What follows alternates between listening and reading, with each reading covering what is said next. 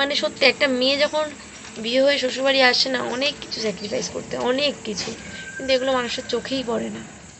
দিন শেষে সেই ঘরের বউটাই খারাপ হয় সবার কাছে। হ্যালো বন্ধুরা, গুড আফটারনুন সবাইকে, অনেক ভালোবাসা জানিয়ে আজকে ব্লগটা স্টার্ট করছি। এখন বাজে 12:15। এখন থেকে ব্লগটা স্টার্ট করছি। ভেবেছিলাম ব্লগটা করবো না, তারপর বললাম না, স্টার্ট করি। আর এখন এই 12টার সময় খাচ্ছি চাটা দুর্ভাগ্যবশত খেতে হচ্ছে। সকালবেলা শুনুকে রেডি করালাম, ওকে আজকে টিফিনে দিয়েছি পরোটা, সাথে আমরাও খেয়েছি। আজকে মঙ্গলবার তো নিরামিষ, সেই জন্য মিষ্টি দোকান থেকে করে পরোটা কিনে নিয়ে এসলাম। তোমাদের দাদা, আমি, শুনু তিনজনে খেয়েছি। শুনুকে টিফিনে দিয়ে দিয়েছি, আর শুনুকে অল্প একটু ভাত খাইয়েছিলাম। কালকের ভাত ছিল, ডিমের ঝোল ছিল, সেগুলো গরম করে খাইয়ে দিয়েছি। তো ওকে স্কুলে দিয়েছে তোমাদের দাদা। ওকে স্কুলে দিয়ে যেই বেরিয়েছে আবার জোরে বৃষ্টি শুরু হয়েছে। তার আগে সকালবেলা এক পত্তন হয়ে গেছে স্কুলে যাওয়ার সময়, তো একটু থেমেছে, তখন স্কুলে নিয়ে বেরিয়েছে। ও মা, তারপরে আবার জোরে নেমেছে। তো ও অনেকক্ষণ মধ্যমগ্রাম ব্রিজের নিচে দাঁড়িয়েছিল, পুরো ভিজে ভিজে বাড়ি এসছে। এখন আবার দেখছি রোদ উঠেছে, এতক্ষণ মুষলধারে বৃষ্টি হচ্ছিল, ওই জন্য আর কাজে যায়নি ও। তো এসে এখন বলছে চা খাবে বেলা 12টার সময়। ভাতটা বসিয়েছি, আর একদিকে আমড়ার টক বসিয়েছি। আর কী রান্না করব সেটাই ভেবে পাচ্ছি না। 12টা বাজে, এখনও কী রান্না করব ভেবে উঠতে পারিনি। ছোলার ডাল এনে রেখেছিলাম, অনেকদিন বড়া করি না, তাই ভাবলাম আজকে বড়া করব। সেটা ঠিক যে বড়ার ঝোল করব, তার সাথে যে আর কী করব, লাউ রয়েছে, গাঁটি রয়েছে, পেঁপে রয়েছে। তো তোমার দাদাকে বললাম একটা নারকেল রয়েছে ঘরে, ওটা কেটে দিতে, যদি ওটা ভালো হয় তাহলে একটু নারকেলের বড়া করব। আর ভাবছি একটু লাউ করব আর বড়ার ঝোল, এটাই ভাবনা চিন্তায় আছি। এখন দেখি নারকেলটা কাটাবো আগে, নারকেলটা কাটুক, দেখি কেমন কি বেরোয়। জল তো নড়ছে, জানি না ভালো হবে কি না। চাটা খেয়ে নারকেলটা কেটে দেবো তাড়াতাড়ি, নয় দেরি হয়ে যাবে। এমনি অনেক দেরি অলরেডি হয়ে গেছে। ও শুনু স্কুলে যাওয়ার পরে আমি কিছুক্ষণ বসে ফোন দেখছিলাম, তারপর দেখি তোমার দাদা ঢুকে গেছে। তখন ওই 11:15 মতো বাজে, 11:30 11:15 মতো তখন বাজে, তখন এসছে। তারপর এই ভাত আর তরকারি বসিয়ে দিয়ে চা নিয়ে আসলাম। চাটা খেয়ে যাবো লাউটা কাটতে, ততক্ষণ নারকেলটা কাটুক, দেখি কি পরিস্থিতি, সেই বুঝে নারকেলটার ব্যবস্থা করব। এই হচ্ছে এখনকার আপডেট। কালকে তো ব্লগ করিনি, ব্লগ জমে গেছিলো, রোববার পোস্ট করতে পারিনি বলে কালকে আর করিনি। তো আজকে প্রথমে ভাবছিলাম করবো না ব্লগ, তারপর বললাম না করি, এখানে বসে থেকে কী করব, ব্লগটা স্টার্ট করা উচিত। যেটুকুই ভিউজ আসুক, বাট ইররেগুলার হওয়াটা ঠিক ভালো না। যেটা আমি 2 সপ্তাহ ধরে কন্টিনিউ ইররেগুলার, মানে কন্টিনিউ তো ভিডিও পোস্ট করছি না, প্রচণ্ড ইররেগুলার হয়ে গেছি। 2 দিন 1 দিন পর ব্লগ দিচ্ছি। ঠিক আছে, এখন চাটা খাই, খেয়ে রান্নাবান্নাগুলো ঝপাঝপ করি। এমনি লেট করেছি, দেখা যাবে আরও লেট হয়ে গেছে। কি করব রান্না ভাবতে ভাবতে বেশ অনেকগুলো পদই বের করেছি। ভাত হয়ে গেছে, আমড়ার টকও হয়ে গেছে। এখানে এই যে লাউয়ের ছোকলা কেটে নিয়েছি, ছোকলা আর আলু দিয়ে একটু ভাজা করব। ডাল ভেজানো আছে, মানে লাউটা এখনও কাটা হয়নি, ছোকলাটা খালি ছাড়িয়েছি। লাউটা কাটবো ভাজাটা বসিয়ে দিয়ে। লাউ আনলে আমাদের বাড়িতে ছোকলা ফেলা যায় না, কারণ আমি, তোমাদের দাদা, শুনু তিনজনেই ছোকলা ভাজা খেতে খুব ভালোবাসি। তো ওই কারণে লাউয়ের ছোকলা কখনো ফেলা যায় না। নারকেলটা বললাম তোমাদের দাদাকে কেটে দিতে, ও সবেতে কুড়েমি, বলছে আমি পারবো না এখন কাটতে, আমার হাতে ব্যথা। তো আমিও কাটতে পারি, বাট এখন কাটার মতো আমার সময় নেই, ওই জন্য নারকেলটা স্কিপ করে গেলাম বড়াটা। সেই জায়গাতে লাউয়ের ছোকলাটা ভাজা করছি। এটা করে তারপরে লাউটা বসাবো, লাউটা কেটে ফেলবো ততক্ষণে ভাজা হতে হতে, তারপর ডালের বড়ার ঝোল। কি করব করতে করতে লেট করে দিয়েছি, আর এখন তাড়াহুড়ো লেগে গেছে।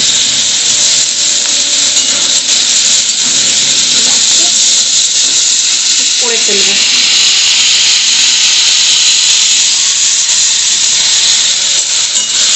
ভাজাটা বসিয়ে দিয়ে লাউটা কাটবো।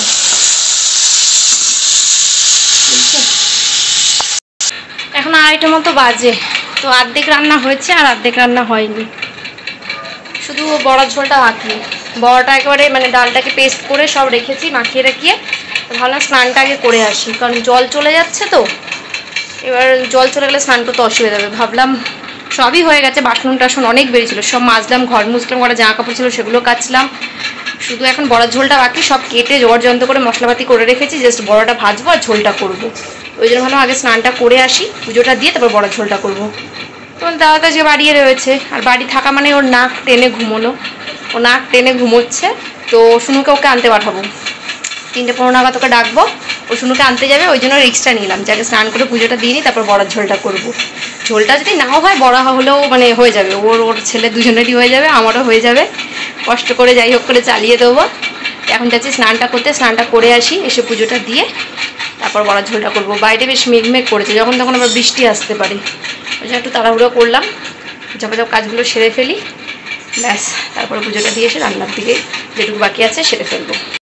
শুনুকে আনতে যাচ্ছি, স্নান করে উঠলাম, উঠে পুজো দিলাম, দিয়ে আর পারলাম না বড়ার ঝোলটা করতে, শুধু বড়াগুলো ভেজে এখন যাচ্ছি শুনুকে আনতে। তোমাদের দাদাকে বললাম নিতে যেতে, ও যাবে না, ও ঘুমোচ্ছে, ওর ঘুমের ব্যাঘাত ঘটবে, ওই জন্য এখন আমিই যাচ্ছি। কী আর করবো, বাহ বৃষ্টি আসছে, ওই জন্য তাড়াতাড়ি যেতে হবে, নাহলে আবার রাস্তায় বৃষ্টি দিলে সাইকেল চালিয়ে আসতে পারবো না, পুরো ভিজে ভিজে আসতে হবে।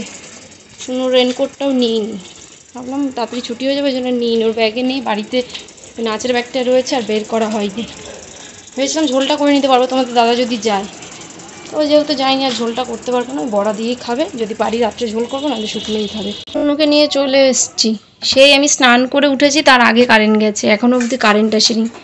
বাইরে পুরো অন্ধকার, আর পুরো ঘর পুরো অন্ধকার হয়ে রয়েছে, বাইরে মেঘ করেছে না, অন্ধকার পুরো, যেন ঘরও পুরো অন্ধকার হয়ে রয়েছে। আর কি করব, অন্ধকারের মধ্যেই খেতে বসলাম, কিছু করার নেই। খিদেও পেয়েছে, নাহলে আবার শুনুর আন্টি চলে আসবে। এই যে লাউ চকলা ভাজা, ডালের বড়া, লাউ, আর এই যে আমড়ার টক, সব শুকনো শুকনো খাবার, আজকে আমার কষ্ট হয়ে যাবে। শুনুর আন্টি এসছে, এখন 6টা বাজে, ছাদে এসে বসে আছি, ধীরে ধীরে বৃষ্টি পড়ছে এখন, ওই জন্য চেয়ার নিয়ে এই যে এই জায়গাটা বসে আছি। ভালো হয়েছে চেয়ারটা হওয়ায়, আর এই জায়গাটা ফাঁকা হয়, আগে তো এখানে জিনিসপত্র ছিল, বসা যেত না, তো ফাঁকা হয় একদিকে সুবিধা হয়েছে, এই জায়গাটা 5G পাওয়া যায়, আর বৃষ্টি হলে অসুবিধা হবে না, এখানে বসলে শেডটা আছে উপরে, ওই জন্য চেয়ার নিয়ে এখানে বসে আছি, ভিডিওগুলো সব পোস্ট করছি। তোমাদের দাদা তো খেয়ে দিয়ে আমার শাশুড়ি ঘরে গিয়ে আবার শুয়ে পড়েছে, ও বাড়িতে থাকলে ওর একটাই কাজ হচ্ছে ফোন দেখা আর খেয়ে দিয়ে ঘুমোনো, এই দুটো কাজই ওর জীবনে সব থেকে বেশি ইম্পর্টেন্ট বাড়িতে থাকলে। আর ওকে যদি বলি কোনো কাজের কথা, এক কথা ডাইরেক্ট মুখের ওপর না, আর দ্বিতীয় কথা হচ্ছে আমি যদি না থাকতাম তাহলে তুমি কি করতে, আমার সেখানে কিছু বলার নেই। এটা বলছে না যে মানুষ থাকলেই কাজে লাগে, না থাকলে তখন জানি যে কেউ নেই, আমাকেই করতে হবে, থাকলেই তো মানুষের কাজে একজন আরেকজনের কাজে লাগে, সেটা ওকে আমি বোঝাতে পারি না, সে বাদ দাও। অন্ধকারের মধ্যে তো খেলাম, যেই মানে খাওয়া শেষ তখন কারেন্টটা এসছে, ভাবছিলাম যে আন্টি হয়তো আজকে আসতে মানে পড়াতে পারবে না, তো দেখলাম না, খেতে খেতেই কারেন্ট চলে এসছে। তো শুনু এখন পড়ছে, আমি এখানে বসে আছি, 6:30 মতো বাজলে তারপর নিচে যাব, গিয়ে সন্ধ্যাটা দেবো। স্যার আজকে আবার বাড়িতে আছেন, দেখি। দুপুরবেলা তো ওই শুকনো শুকনো দিয়ে খেলাম, আমার তো মানে অনেক কষ্ট করে আজকে আমার খাবার পেটে গেছে, অর্ধেক ভাত ফেলেই দিয়েছি। আলু টালু কেটে রেখেছিলাম জানো, বললাম যে মশলা টশলা সব করে রেখেছি, সেগুলো রয়েছে, তো কয়েকটা বড়া রয়েছে, যদি দেখি রাত্রে মনে করি ঝোল করব তো করে নেবো, নাহলে কিছু তো করতে হবে, রাত্রে তো আবার খেতে হবে, যাই হোক কিছু করবো। নিজের ওপরে নিজে না মাঝে মধ্যে হাসি পায়। একটা টাইমে আমি কি বলবো, মানে এক মুঠ ভাত বেড়ে কোনোদিনও খাইনি জানো না, বাড়িয়ে বলছি না, মানে কি বলবো, স্কুল থেকে আসতাম যখন না, মা মেশিন করতো, তো মা মেশিন থেকে উঠে ভাত বেড়ে না দিলে আমি কিন্তু খাইনি, রাগ করে বসে থাকতাম যে সারাদিন পরে এসে তুমি একটু ভাত বেড়ে দেবে না। আর এখন সেই মেয়েই সবাইকে বেড়ে দিচ্ছি, সবার খাওয়া দাওয়া হচ্ছে, তারপরে আমি খেতে বসি। এতদিন সেটাই হতো, এখন 1 বছর ধরে হয় না সেটা, এখন তো তোমাদের দাদা আর আমি একসাথে খেতে বসে পড়ি। যখন নতুন নতুন বিয়ে হয়েছে না, বিশ্বাস করো এত কান্না পেতো, বিশেষ করে শীতকালটায়, শীতের মধ্যে খাবার দাবার গরম করতাম, সবার খাওয়া দাওয়া হয়ে যেত, সবাই শুয়ে পড়তো, আর আমি না সবাইকে খাবার দিয়ে তারপরে যখন খেতাম আমার খাবারগুলো সব ঠান্ডা হয়ে যেত, মানে তখন আমার এত কান্না পেতো, মনে হতো শুধু হাওয়া করে কাঁদি। এখনও দেখো মানে আমি খুব ইমোশনাল জানো তো, মানে এসব কথা মনে করলে আমার চোখে জল চলে আসে। মানে বিয়ের আগে কোনোদিন আমি মানে লেপের তলা থেকে বেরিয়ে ভাত খাইনি, বিয়ের আগে সবসময় মা আমাকে আর ভাইকে একসাথে খাইয়ে দিত, শুধু ওই স্কুল থেকে আসার টাইম মানে যখন আসতাম হয়তো তখন কোনো দিন নিজে হাত দিয়ে খেতাম, নাহলে মাই খাইয়ে দিত বেশিরভাগটা টাইম। তখন এত কষ্ট হতো না, যখন বিয়ে হয়ে প্রথম এসেছিলাম, তখন মানে সত্যি একটা মেয়ে যখন বিয়ে হয়ে শ্বশুরবাড়ি আসে না, অনেক কিছু স্যাক্রিফাইস করতে, অনেক কিছু, কিন্তু এগুলো মানুষের চোখেই পড়ে না। দিন শেষে সেই ঘরের বউটাই খারাপ হয় সবার কাছে। কিন্তু তার সে যে কত স্যাক্রিফাইস করছে, কত অ্যাডজাস্ট করার চেষ্টা করছে, মেনে নিয়েছে কত কিছু, সেগুলো কেউ বোঝেও না, বোঝার চেষ্টাও করে না। দিন শেষে সেই ঘরের বউটাই খারাপ। এটা শুধু আমার বাড়ি তোমার বাড়ি বলে না, সব বাড়িরই ঘটনা। থাক, এসব কথা বলতে চাই না। তখন বসে থাকি এখানে, এক কথায় অনেক কথা হয়ে যায়। একটু 6:30 বাজলে তারপর নিচে গিয়ে সন্ধ্যাটা দেবো। এখন 8টা মতো বাজতে যায়। তো আমি গেছিলাম ভিডিওটা এক্সপোর্টে বসিয়ে দোকানে, মিষ্টির দোকান থেকে সিঙ্গারা নিয়ে আসলাম আর চা করলাম। চা আর সিঙ্গারা মুড়ি খাবো, খেতে যাব ছাদে। এক্সপোর্ট হয়ে গেছে, ছাদে গিয়ে ভিডিওটা আপলোডে বসাবো।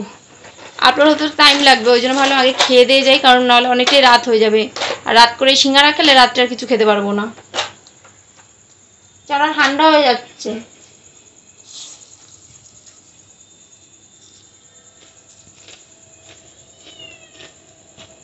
রাত্রে দেখি অল্প একটু ভাত করবো, আর ওই বড়াটা রয়েছে, কয়েকটা বড়া রয়েছে, ওই দিয়ে ঝোল করবো। রাত্রিবেলার মতো যা আছে হয়ে যাবে। আলু টালু তো সবই কাটা রয়েছে। ভিডিওটা পোস্ট করে এসে তারপরে বসিয়ে দেবো। তাড়াতাড়ি খেয়ে লেখাটা শুরু কর, 8টা বাজতে যায়, এখনো পড়তে বসলি না।